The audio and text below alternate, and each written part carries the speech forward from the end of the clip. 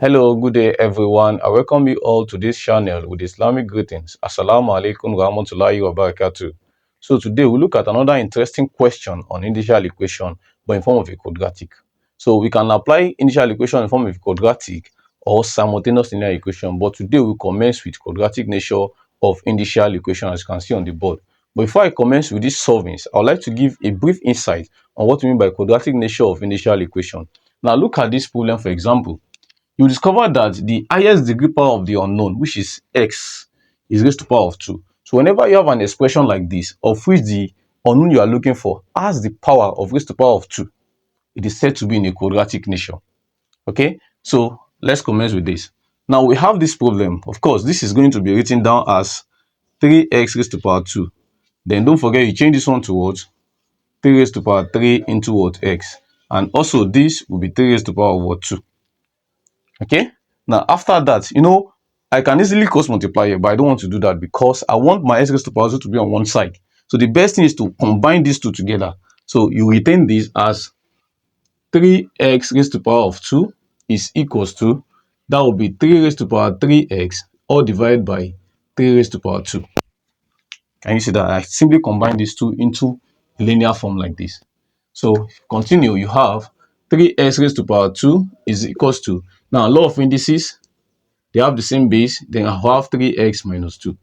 Now, according to initial equation, the laws of initial equation states that whenever you have the two sides to have the same base, that is the left hand side, the right hand side, they have the same base, just simply equate the powers together. So when you equate the powers together here, you have x raised to power 2 is equals to 3x minus or 2. So you can see this is a quadratic form. We have actually bring out the quadratic nature of that problem. So you have to equate to 0. That will be x squared minus 3x plus 2 is equals to 0.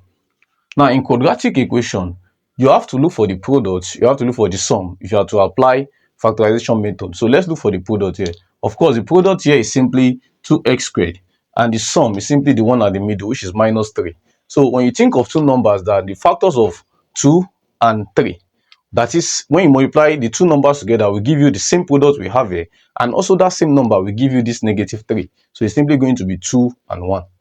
So we are going to have x squared minus 2x minus 1x, let me put it like that, plus 2 is equals to 0. Although this same thing as saying just x, but for easy understanding of the problem, so I have to put it as 1x.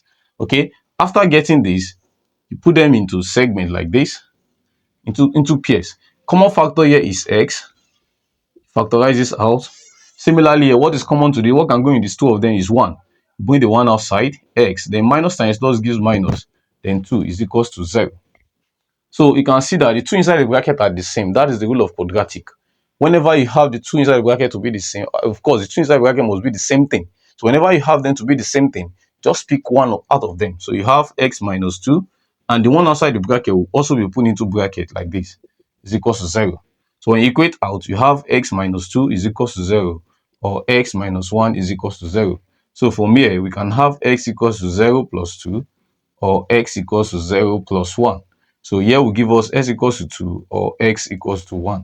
So x is 2 or 1, which is our final answer to that problem.